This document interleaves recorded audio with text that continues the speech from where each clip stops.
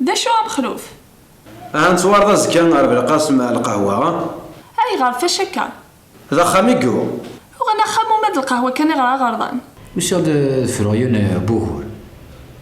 شو بغا بيك؟ وركاني غاسني كيف غاسياكي بغا يستخرج وما مسكي خدي. يعني كذا شويه روح. اي دار ذي ذري مني وذين وتصغر اخا. ادري منك وغافل انت السيما دوزه وصل اش هذاك دارا. ما قد ورثي غير ثرضي دي ذري مني. او انا ما تشرى مثلا غير.